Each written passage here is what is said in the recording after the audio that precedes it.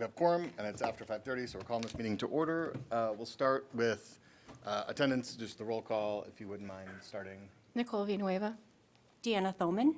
Frank Wagner. Kevin Boyd. Margaret Beck. Noah Stork. Christina Willou Reynolds. All right, and then, and we've got Carl Brown joining us as we speak. So, great. All right, any public discussion of anything not on the agenda? All right, seeing none, we'll move on to item D, certificate of appropriateness. The first one is for 1034 Burlington Street. Okay. So 1034 Burlington Street is in the College Hill Conservation District, located right here. I don't remember how my mouse is working. This is the house. It's basically a four-square. We have a gable in the front with cornice returns. There's some little dormers on the sides. Here's the side view of the house. This has synthetic siding and stuff. The project is the garage. This is a garage that we looked at with them about 18 months ago. It is an interesting construction because it's basically post and beam. It has some nice big timbers in that garage. And so because of that and because of the location of it and the fact that a new garage will have to be moved over just a little bit, we at first looked at the idea of repairing the garage, and we just didn't have any interested contractors and stuff like that. So because it's not a typical stud frame construction at all. So in this case, they also decided to go ahead and do a two-car garage, but these are some pictures of the condition. There's a lot of the roof edge missing. It's been covered in multiple layers of asphalt shingle siding as well. Here you see. Inside, it would need a new floor as well. So it is located basically in this area of their lot, north, Burlington Street to the south. And so they will be replacing it with a two-car garage about this size. It will have two single-car doors. The sketch that they gave us had just one door, so I put these big blocks in there to represent two single-car doors. Their application did also clearly state that they will put in two single-car doors. Here is a plan view, again with two doors. So far, there's the plan to have one small window on each side and a door on the back. Staff recommends allowing them the ability to add a window. Often people want a window to actually see from their house into their garage, and in case they want to make that change, staff recommends allowing that change. And it would be, as I said in the staff report, it will follow the guidelines with small rectangular windows, single-car overhead doors, a single passage door on the east side, south side, and lap siding in a 3 to 5 inch lap, 4-inch trim around all the openings, and a freeze board at the top of the wall. It will have a hip roof, cement foundation, and parking pad inside. Architectural asphalt shingles, and all of these were stated in the application. So staff recommends approval, giving them the option to add an additional window on that south side with the conditions that two single-car overhead doors are used, just to clarify since the drawing didn't show that, and that door and window product information will be submitted for review. Great, so just a reminder for the commission and folks here, the way that we do this is after Jessica presents, we just kind of have the commission ask any kind of clarifying questions, maybe something they didn't understand, and then we'll open up the floor to the applicant and then the other members of the public who want to speak on it, and then we'll kind of close the public comment, get a motion on the table, and then discuss among ourselves, and then vote. So with that, any quick questions for Jessica, clarifying questions? Just I did have one actually. Do we need to? Does staff or chair need to approve the actual? When you say doors, it's just door single here. Do we need to approve the overhead doors? Yeah, we'll approve the overhead doors. Okay. So it would be doors.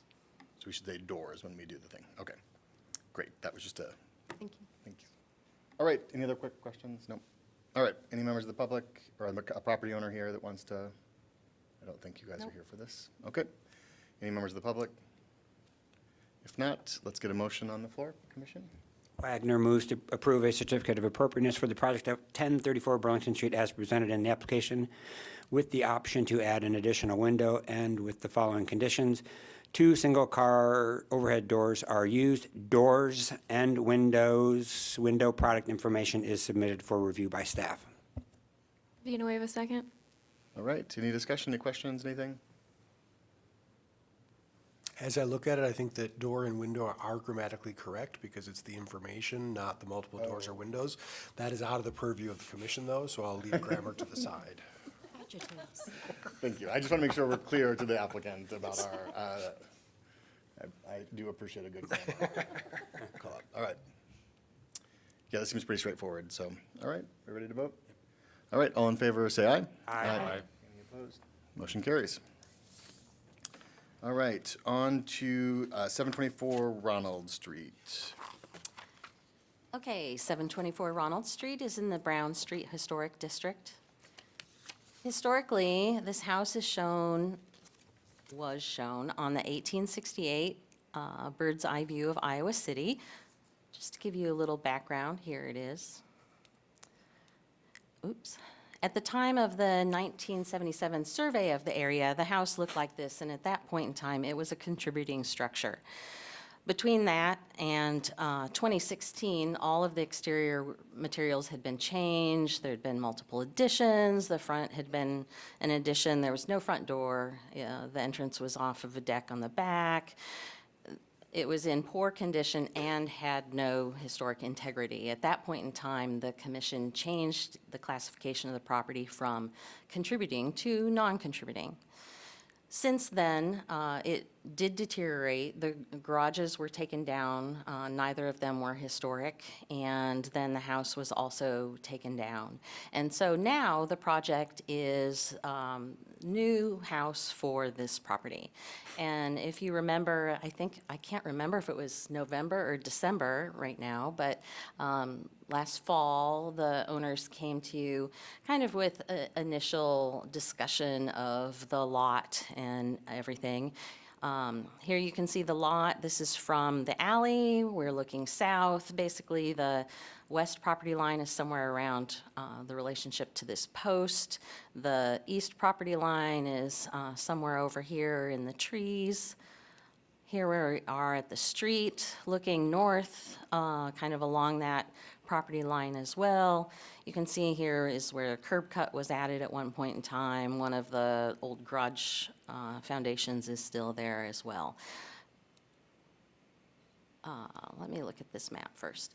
And so the project, after the initial discussion last fall, it came down to the fact that the property will be divided in half at some point in time, but that is not the current project. Currently, we're working on the approval of the house that will sit in the west half of the lot. As you can see, there are some sewer easements and other setback requirements that bisect the lot, leaving, even for the entire property, just kind of this area up here for building. So on this west side, it's limited to a not very deep area. So we're looking at styles in the neighborhood, and after some working with the architect, it came down to the style that best fit what they were doing spatially and what they wanted to work with for a form was a vernacular form called the I-house. Here just happen to be two examples. This one is around the corner. It's a brick version, and we're not building a brick house. We're building a frame house with a wood siding. And here's an example of that on 515 East Davenport. This house was actually moved from 330 North Gilbert really early. I can't remember right now, maybe in the 1920s. It's in the staff report. But both of these are examples of the style. You have a side gabled roof, 2 stories here. They can also be 1.5. We have a symmetrical arrangement. This one happens to just have an entry canopy. This is not an original structure, but there's also no sign that there was ever a full front porch on this house. And so this one does have a full front porch. We know this is a reconstruction because of the fact the house was moved. But these give you a good idea of that style, and it is a style that is found a lot in the north side of Iowa City. So the revised drawings, we've worked through them a couple times with the architect. We see here. So we have a two-story house with a side gable. We have the centered entrance. There'll be a half-light door, a couple panels below. Many houses of that iHouse style have a 2/2 window, but we are looking at a new construction here, and so staff really recommended we go with the simpler, just 1/1. We're still working with the double hung, and it still fits the style, but not keeping to that detail of the 2/2. So we have a symmetrical arrangement of the windows, as you can see. This is the east side of the house. The stairs run up here, and we worked through multiple window arrangements with them on this side. And because of the location of the stairs and wanting to get light in there, really the best place for a window was just up here in this second floor. So there's a pair of windows. You can see that they've added a small porch on the rear as well, and you can see how the entry canopy projects, and it's carried on brackets. Another thing you can see here is that the eave condition that we're looking at is, I think it was pretty much around an 18-inch overhang on all four sides. Will be an open soffit in this condition here. On the lower level, we have something that fits more like a cornice. So it's more of kind of a classical revival style. Having a hip roof on the one-story section solves a few problems, especially with that rear section and the back porch. We don't get into some awkward conditions with the roof. So staff really felt that having the hip roof on both of the one-story areas hits the house better.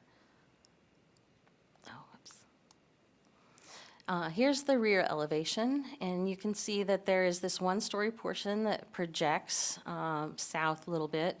We found that to get the spatial relationship of in the plan, we needed this one-story extension to the basic rectangular form of the house. The first iteration came back with that one-story portion on the front of the house and kind of a little inset porch, but we don't actually have a architectural style in Iowa City where there's an enclosed one-story section in front of a two-story house. The closest thing that we would have is when a Tudor revival structure, they tend to have cascading gables coming out at you, and so you will have maybe an enclosed, or sometimes not even enclosed, little portico on the front, but we're not going with that style, and there aren't otherwise other styles that would have a one-story section. So we just flipped the plan and put that one-story section on the back. It's very common to have a one-story kind of bump out on the back of a two-story house. So the rest of that form is filled in with a little bit of an open porch, which frankly will be very nice looking out over that backyard. And you can see here that roof detail where it's a little bit more just like a cornice, which might be something more simple as well. It'll have lap siding. I believe they want to use LP Smart Side. We have typical trim with the freeze board, corner boards, water table. The foundation will be a concrete with a stucco treatment. The windows will be either a wood or a metal-clad wood. I'm assuming they'll want to go with a metal-clad wood. The passage doors could be either wood or fiberglass. There's one thing, there's some discussion about whether or not the roof will be an asphalt shingle or if it will be a metal roof. And we do have particular requirements for metal roofs that they have a flat panel, and we've also discussed that with the architects. So any metal roof would be approved by staff and would also follow those requirements that it's a true flat panel. So that's been understood as well. Here's the plan, just in case you're curious. The front door into the living area and the kitchen with an eating area. You have a full bath off to the side with utilities here. You can go up the stairs into 2 bedrooms and a partial bath on the second floor. And you have the porch out to the backyard as well. Here again is the front elevation so that you can see. And then the recommended motion is the project is presented in the staff report. It has the condition about the metal roof, and then, of course, like the other project, the window and door products being submitted. Great. Any clarifying questions for Jessica? If not, we'll invite the property owner to come up and then any other members of the public. Just be sure to sign in for a minute taker if you would, please. Will do. Thank you so much for your time tonight and for considering our project. I am Simon Andrew. I'm with the Housing Fellowship. We will be the owner and property manager of this property. It will be an affordable rental housing project, ultimately. The conditions for accepting the lot would that it would be rented to below 60% of area median income. Most of our tenants fall well below that, probably end up being below 30%. But myself, in terms of operating, and the architect and general contractor are here to answer any questions as well. We've been very pleased with and very grateful for Jessica and NDS staff for working through all these particulars with our architect. It is very unusual that we have the opportunity to be in a neighborhood, a historic neighborhood period, but especially on the north side in Iowa City. It's very exciting for us to be able to undertake this project. And again, as a reminder, it is part of the Student Built program with the Iowa City Community School District. And so also, you know, one of the big benefits to us is training that next generation of contractors who hopefully we will be hiring down the road. So also the energy efficient home, so get those students trained on kind of the next generation of technology for new homes. So happy to answer any questions, and thank you again for your time. Do you have any questions?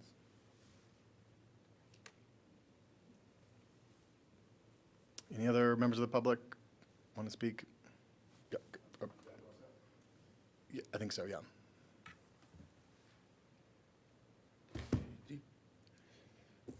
My name is James Carey. I live at 721 Brown Street, which would be, can you go back to the slide that has the lot layout, please? I don't get further away, but you're back here.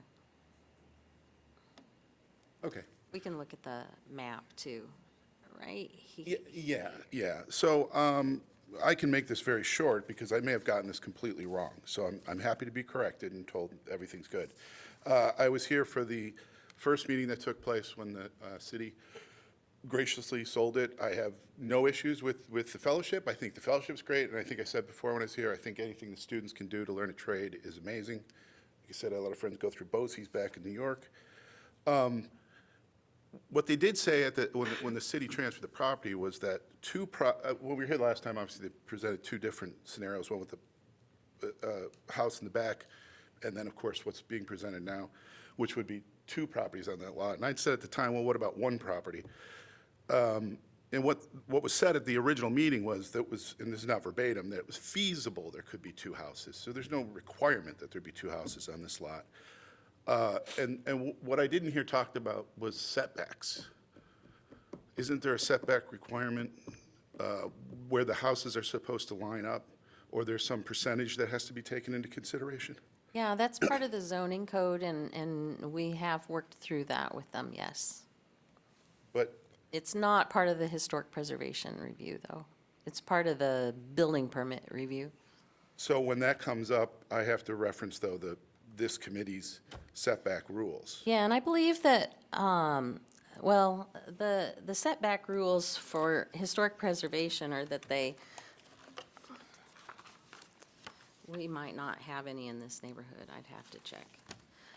There is a requirement, and did they use the setback averaging? Yeah, the building official confirmed that they are meeting the setback requirements with this particular design. So it is, even though the next door neighbor's 30 foot back? Yep. Okay. Yes.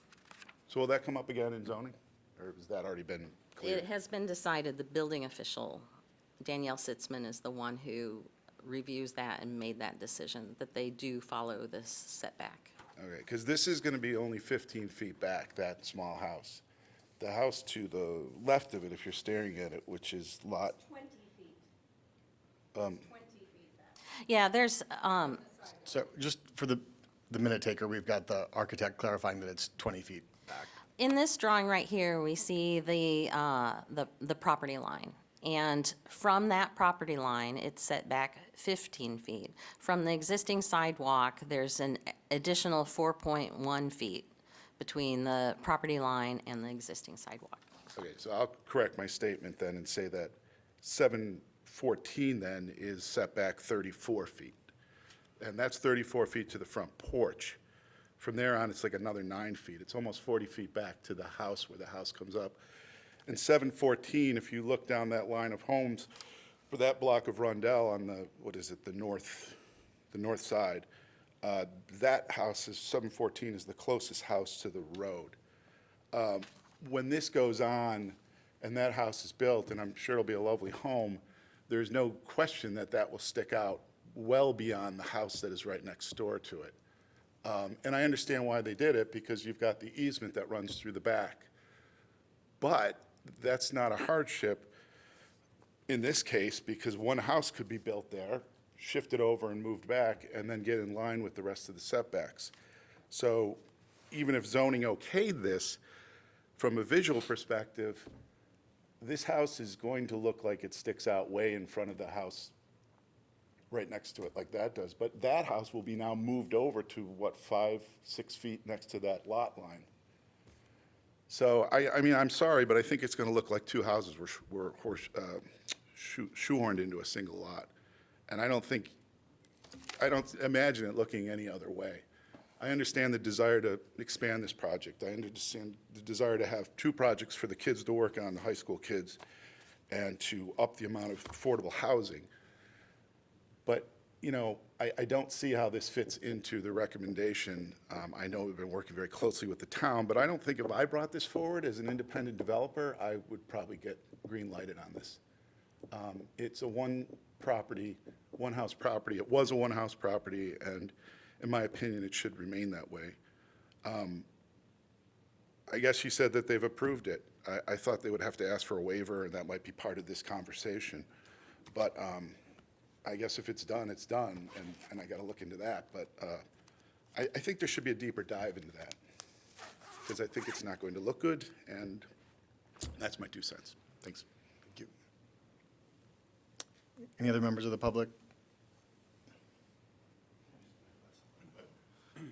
Sorry, and this might be too much information, but the average setback for the neighboring properties, as it was calculated by staff, was 15 feet. We could have asked for a waiver to go down as low as 10, but we did not. We're not asking for any special exceptions or anything with any of the zoning rules, so. Yeah, and Jessica, this is the setback, we have no, it's not, Yeah, the setback's not under the purview of the commission. We do have some districts with some requirements, but there's nothing specific that would be related here. And the code in a neighborhood like this requires that there's some setback averages. yeah, And it's been calculated by the building official as well. Mr. Carey could reach out to the building official if he had any questions about it specifically. I should make sure that we're staying on our topic, so, great. I'm the architect, Martha Norbeck, and Jessica, if you could go back to the historic district, black and white, yeah. It is, a 45-foot lot and a 40-foot lot is pretty common, and I imagine, Jessica, you know off the top of your head, which ones to point out that fall in that 40-foot zone. There's quite a few. You can see there's quite a few narrow ones. A 45-foot lot is actually standard, and the zoning does allow for as small as a 40-foot wide lot, and that is clearly stating it in the zoning conditions for this specific neighborhood. And I will also point out that the house to the east is actually going to be, of the property, the 730, I believe is the number, is actually going to have the same setback as the one that is proposed. It already has, should I say. It already has that, and we will be matching that.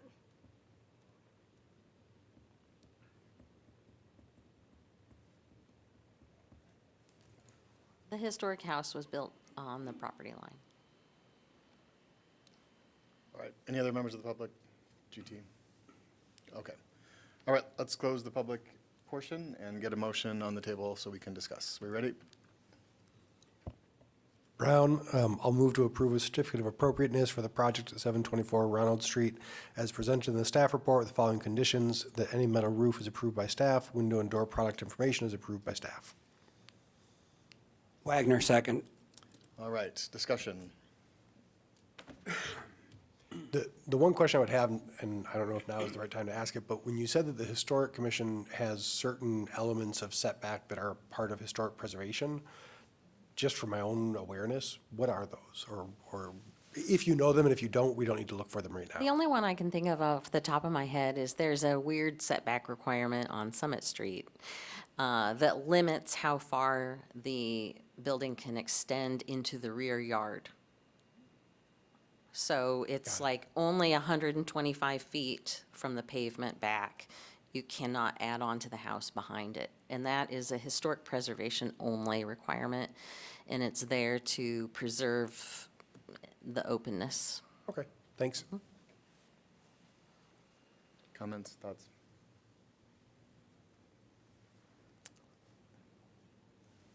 I'm very excited about this project. I think it looks great. Very excited with the result. I'm excited to see it come together. I think it's very common, for properties historically. I know this is not going to be a historic. It's going to be an historic district, but not a historic house. To have moved their house, centered it on one side with the anticipation of selling it off. That happened to my lot. My neighbors eventually sold it to their son, and we're very cozy neighbors. I think probably way cozier than you guys will be. So. I think there's historic precedent in that as well, and we can add density, and it looks like it fits and fills the neighborhood. So and I think the design's exciting, and I'm excited about this broadly. So that's my thoughts. All right, we're ready for a vote? All right, all in favor, say aye. Aye. Aye. Any opposed? Motion carries. Thank you. Staff would like to note that they were great to work with, too. Thank you. Okay, sorry, getting my papers in order here. Next up, 10 Bella Vista Place. Okay, 10 Bella Vista Place, same district, up at this end. We have a really spectacular bungalow, gable roof, lots of details in the siding. Just really a spectacular house. This is the front view. It faces west over the bluff. Here's the side view, just so you can see kind of what's going on. There's a lot of siding details here. We have this projecting bay. This is some kind of sleeping porch configuration as well. And here it is from the back. And the project is the garage again. And so we have the concrete structure garage set into the hill below the house and behind the house. It's clearly deteriorated. It's small and cramped and difficult to get electrified in many reasons. I've been looking at this garage since 2017. So staff does recommend approval of demolition similar to the other one we had before. And so here's just a couple other images. You can see that we have stairs that go up the side as well. So the plan is to put another garage in the same location but larger. So it would be a two-car garage instead. Would also have stairs going up the side. There was some question about then, is it still a subterranean garage or not? But because of construction difficulties and just the, having a subterranean structure like that, the owner was interested in having the second floor above grade as well.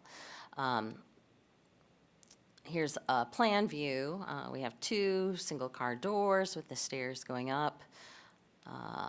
And then the original design was like this. So there was a hip roof in order to kind of minimize the height. It had these windows that I believe were salvaged from another property, decorative passage door as well.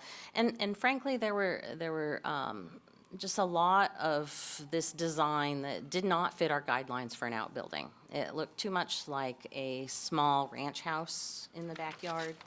And when we were originally talking about the 724 Ronalds project, that was one of the issues with one of their options was they wanted to have a secondary structure and not have it look like a garage or an outbuilding, but to have it look like another house. And that just is not something that fits within historic preservation guidelines that we have and within our neighborhoods. So we were looking at trying to redesign this so it would just look more like a carriage house. When we have a garage in our neighborhoods that is 2 stories, it's either a barn or a carriage house. And so that's kind of the direction we went.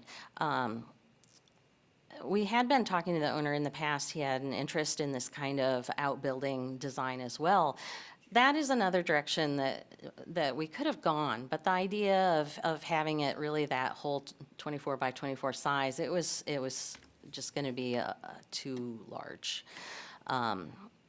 So what we did, there were a few years ago where we had a set of carriage house designs that we kind of tried to get just pre-approved, so that if somebody, didn't have to do a demolition and they wanted to build a garage, only it was a 2-story carriage house garage, maybe it could be something that was a minor review and staff could approve it, like a 1-story garage is currently.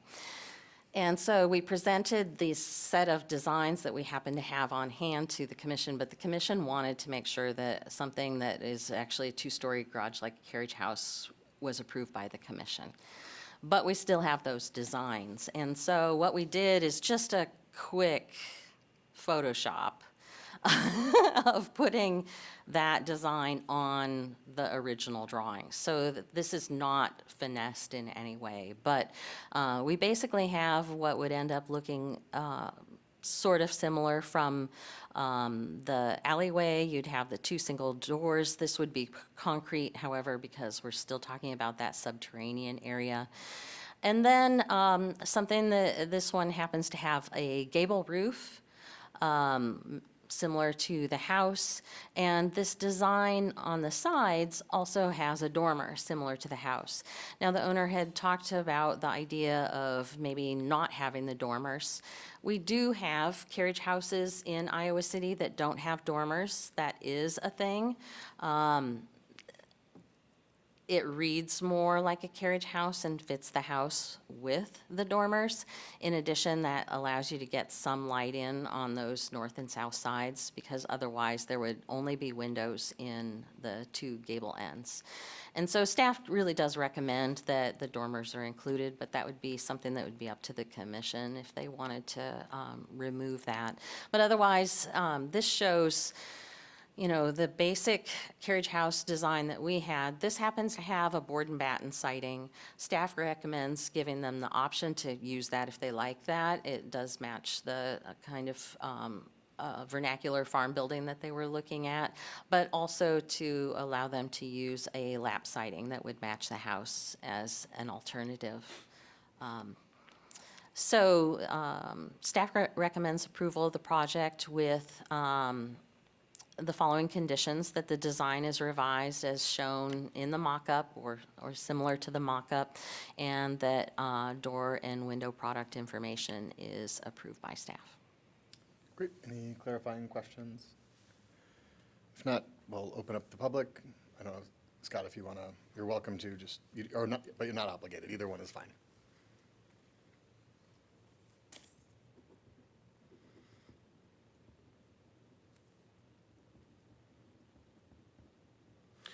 I really don't have anything to add on this, but since I have the floor, I wanted to take the opportunity to thank GT Carr for his hundreds of hours in working on this house. So, thank you. Great. Any other members of the public? GT, do you want to come? Do you want to add on to that? All right, well, let's close the public hearing and get a motion on the floor. Beck moves to approve a certificate of appropriateness for the project at 10 Bella Vista Place as presented in the staff report with the following conditions. The design is revised as shown in the mock-up, and door and window product information is approved by staff. Well, Lou Reynolds seconds the motion. All right, discussion. Any questions, thoughts? So he able to keep chickens in this structure to, I like think the that's a chicken? separate permitting Oh, process. okay. All right, I think that seems like we're ready for a vote then. All right, all in favor, say aye. Aye. Aye. Any opposed? Motion carries. Thank you.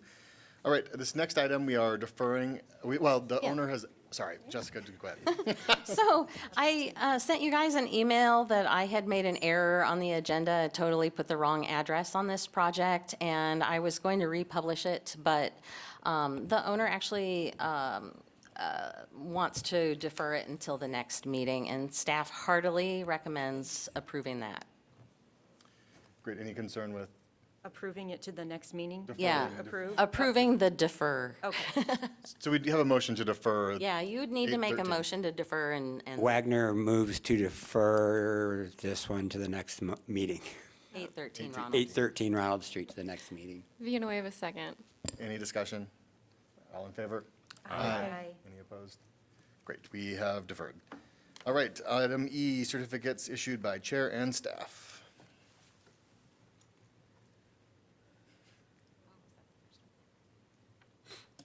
Okay, so we have a certificate of no material effect for this house at 103 South Governor Street in the College Hill Conservation District.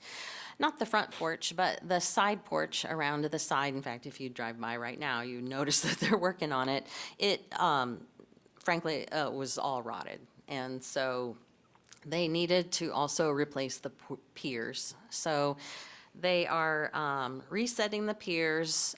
This is really, except for that chimney, the only brick on the house. So with brick piers, but we don't really care what brick they are. These are not historic bricks either. The house was damaged in a tornado and certain things were rebuilt, including not putting brick piers in the front porch yet. But anyway, there's rot in the floor, in the structure, in the columns, and the contractor was great about doing a very detailed drawing to illustrate how he was going to rebuild the columns in detail. And so we really appreciated that. Anyway, so we approved a certificate of no material effect to rework the floor and columns and stuff below the roof on this side porch.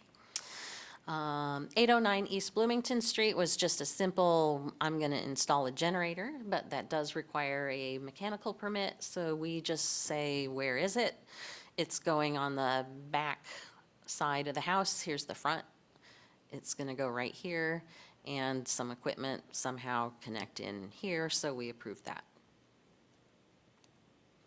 We had a minor review, staff review. As you might have known, this house was for sale for a really long time. And it really does look like this on the back. So they are going to be adding a stoop and step and a patio on grade, basic stoop and step. They are not setting it in from the corner because of certain other constraints, and with a stoop and step, we don't care. We've talked to them about the fact that a deck would have to be set in, but it's doesn't matter. This little house, 1324 Muscatine, unfortunately, at some point in time, somewhat recently, there's a whole big dormer on the back of this, on the second floor, and all four of the windows on the back were replaced with vinyl without approval. This one vinyl window was not functioning, and so we allowed them to replace that one vinyl window with another vinyl window. they've been notified that in the future, when all the vinyl windows need to be replaced, that will not be vinyl windows. And none of the rest are replaced, so. Intermediate review. This was also a very long, drawn-out project. I've been working with them for a couple of years on this. The steps failed and they replaced them, and then the railing failed and they replaced it. This house is in the Brown Street Historic District. It's obviously not a contributing house. It's a 1960s infill. It is super indicative of its style, and it's actually really a great representative of the style. So they wanted to rebuild, there've been many options. They wanted to put the tile cap that you see on parapet walls along the top of the retaining wall. They wanted to rebuild it with concrete, all sorts of things. And for a long time, the damage just appeared to be related to some freeze-thaw issues. There wasn't much of a structural problem, and so we were going to have them rebuild just the broken parts and maybe coat the top layer of brick to prevent water from getting in there. And over time, it's failed more. We did have a mason who's more experienced with architectural masonry of this kind of style, who also recommended rebuilding it. So we made sure they could find a brick match that is pretty good. It is not an exact match, and because of that, we suggested, and actually we wrote into the requirement that they save a certain number of the bricks that they take out for any repairs that need to happen to the house in the future. But we did determine that the brick matches well enough, considering the fact that we have a house that's very orthogonal north-south, and we have retaining walls that are not orthogonal in any way. So the new walls will never catch the light in the same way as the house, and that slight difference should not be apparent. 640 South Lucas Street is reworking the failing part of this rear porch. It was probably historic, but it's been altered a little bit. It had like beadboard sidewalls, and it'll have a typical railing instead. The roof will stay. The piers match the foundation, so they will always do that. But the columns will actually become column-sized instead of 4x4 post size. So they'll be at least a true 6x6. And that's it. All right. Next up, the consideration of minutes from the February 9th meeting. Any edits? If not, do we have a motion to approve the minutes? Bowman would like to approve the minutes from February 9th to 2023. Beck seconds. All right, all in favor, say aye. Aye. Any opposed? All right, we will approve the minutes. We lost our minute taker, and so the minutes this time were actually much more thorough than normal. I could tell. So FYI, expect that in the future. All right, we're on to commission information. Yeah, and so we did have the appeal of the windows at 804 Iowa Avenue, and the city attorney wrote a memo about that, and she wanted to make sure that that got in a packet so that you guys would see that. I also had a memo, but mine was, like, this is mine.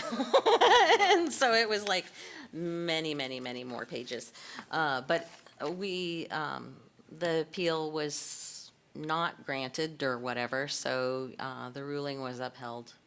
And that's about it on that. Just, I was gonna, for our commissioners who may not be familiar, when we are a quasi judicial body, when we make a decision, it is final. And so when people, are mostly final, when people appeal, the only grounds they can appeal on is if we did not follow our guidelines, right? So they can't, it's not a second look at it.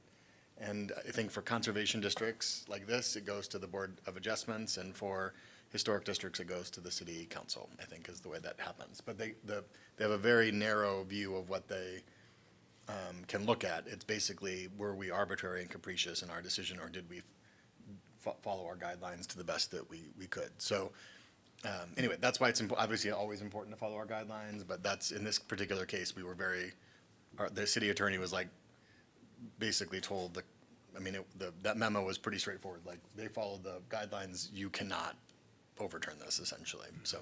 Could you briefly remind me which property this was? I mean, Yeah, this was the Greek house, and I forgot to put a picture in, but it was the one where they wanted to replace the only remaining historic windows that were on the first floor and wrapped around the sides, because the upper level had been replaced before the district was formed. And the windows were in great condition, not even good. They need to replace, they should re-rope them. Because the ropes were painted and 3 ropes were broken. But otherwise, the windows were in great condition. Clearly, they had cared for them over time. It's just a good reminder to, as we're discussing issues, to make sure we're discussing things related to the guidelines. Questions are obviously fine all the time about trying to understand what is and isn't, but when we make our decisions, they shouldn't be about, we don't regulate paint color anywhere, so you can't say, I don't like that paint, I'm not approving. Things like that need Yeah. to be, or I don't personally care for it. Like, we need to stick within our guidelines, and as long as we do that, we're in good shape. So anyway, just. One of the board members, actually, I can't quote him, but he basically pointed out something that I've been trying to say ever since to like everybody. Because, historic preservation, we're not trying to just create something that looks historic. It's not Disneyland. It's not Celebration Florida. It's not the peninsula. We are trying to save the actual historic materials and the actual historic buildings. And so historic preservation is not taking the old things and replacing them with new things that look like them. That's renovation or something like that. Now, if they are deteriorated, then yes, we would do that, but we don't just do that because we want something new. Our goal is saving the historic materials. And I was really impressed that one of the board members knew that as well and pointed that out. All right, any other comments on that while we're there? All right, We need to have an awards committee because we need to pin down a location and a date. And we're going to lose 4 of you in June, unless those 3 of them reapply. So, and I do hope that those 3 do reapply.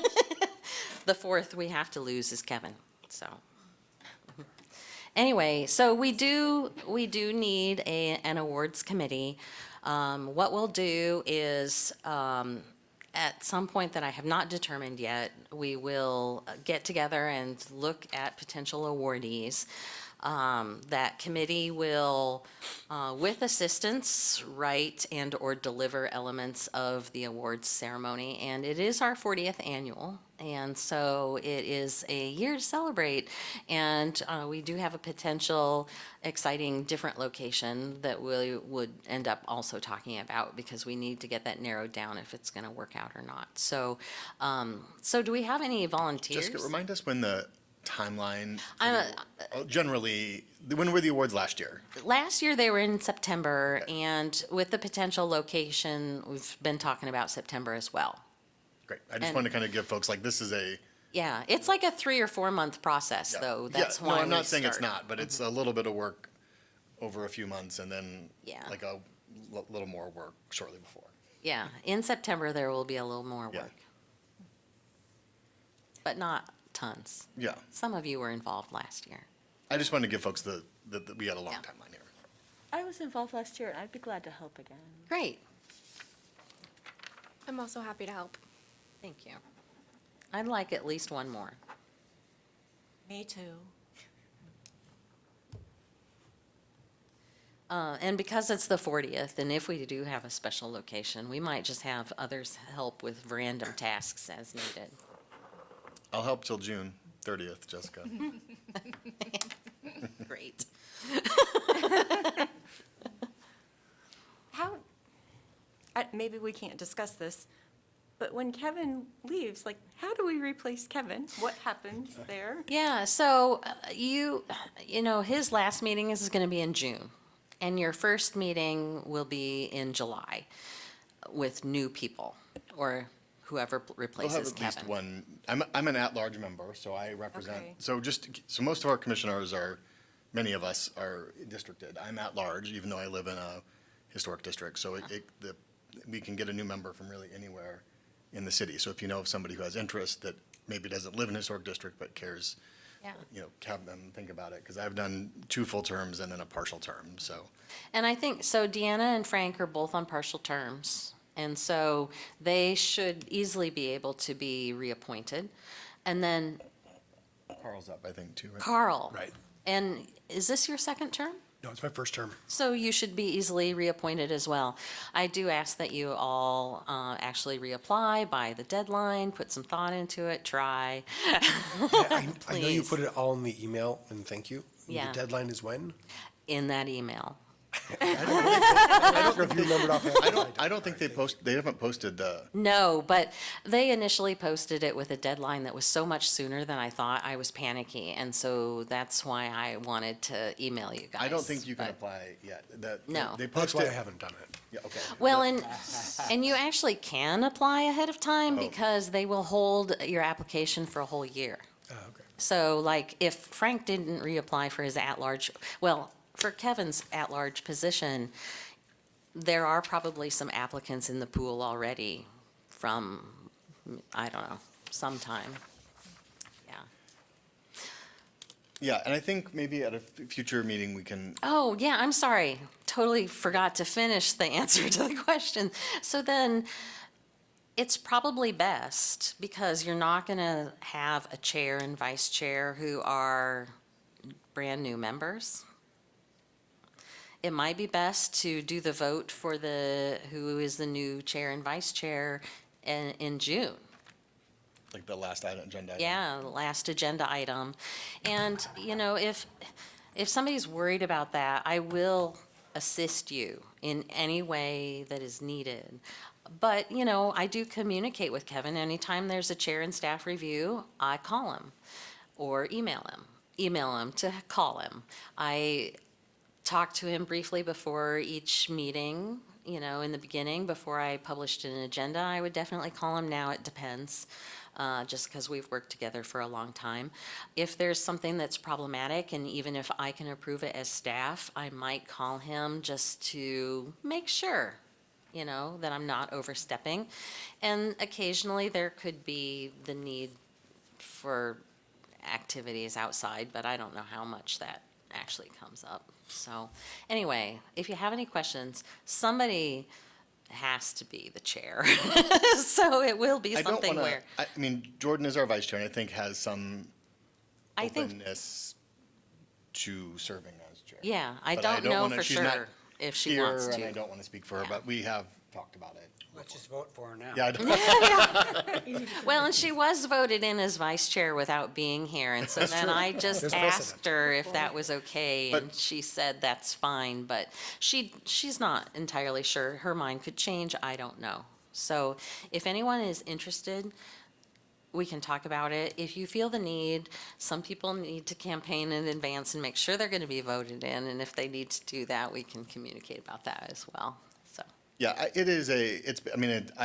working with Jessica is my favorite part. I mean, obviously, these meetings, meeting with you guys, but in terms of like city staff, Jessica's great, and I enjoy, kind of chatting with her and thinking through the staff and chair, or if it's a thing we need to do. And usually we just talk a little bit, either when we publish the agenda, right before we publish the agenda, or shortly after, just to kind of talk through the agenda and make sure I kind of know what to anticipate for the meeting, if there's going to be, it's like, are any of these applicants deeply upset or very excited, just kind of get a sense of what the meeting might be like to kind of talk through things. Or, like I asked at the beginning of the meeting, I knew that applicant had been pulled. I was like, do we need to do this at the start of the meeting, or do we do it at the time? And Jessica's always got the answers, so. And you keep her in check? What's that? No, I think usually I thought she was keeping you in check. that's usually how it goes, I think, is the end, yeah. Either way. So anyway, that'll come up. So, yeah, I was thinking maybe there was just a chair out there and we hadn't met that person yet. Yeah, and, I guess it's possible that you can Yeah. wait, but I think I'm hoping that we only really have one new person, and that new person's, unless they've been on the commission before, they're not going to want to step into the leadership role, but maybe I'd be surprised. So, but I think all of you are definitely qualified to do it. You might not think so, but we could do it. Yeah, I don't think that I thought I was ready when we did this. I was Worked out? very nervous. Now I'm not. And as you can see, we rarely have an audience, Yeah. and we can be a little bit loose about it. Yeah, I think one of the things I tried to do is provide a little bit of structure, because I feel like sometimes when I was on the commission the first time, it felt like, what are we, just like we kind of were a Yeah, little you more gotta be open. efficient, yeah, yeah. So. Yeah, and anyway, but- I appreciate that. I think it's do worked too. well. You're very good at that. Well, anyway, thanks. You got me for 3 more months. I'm not going away yet. Unless I'm like leaving the earth, But it looks like the location that's open then is at large, is that? Yeah, I'm We at, should be thinking about somebody. Anyone. Or I guess you said there might be applicants already in the pool. Well, right, but, we want to get people who, first, if we can ever get anybody who's knowledgeable. So if we can get someone who is familiar with historic preservation, especially if we could get an architect or an engineer or a designer or somebody who has some technical knowledge, that's great. Well, don't we also have, some of the districts are still open, yeah. open? Like Yeah, Woodlawn's open, In College addition, we Street. do have 3 other districts that have They're- We spots. I should mean, technically have 3 more people up here. Yeah. It's a little, they're challenging because they're small districts, and so you gotta, if no one in that small little area is interested, yeah. There's a few houses that turned over in Woodlawn. Yeah. And so maybe we can get somebody up there. But, Jefferson Street, it's going to likely be a student and a renter. And so if you're a professor, tell your students. But, yeah, in East College, it could go either way. We could get a property owner there, but it's just a block. It's a long block, but it's just the one block, so.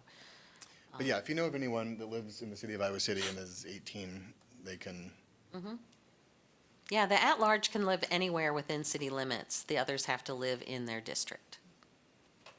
so, opportunity for someone from anywhere. Yeah. We can adjourn at Yep. any time as soon as you make I a, just was gonna get there, thanks. I'm like. Do you have a motion to adjourn? Bowman, motions to adjourn? Wagner, second. All right, all in favor? Aye. Aye. Any opposed? We are adjourned. Thank you, everybody.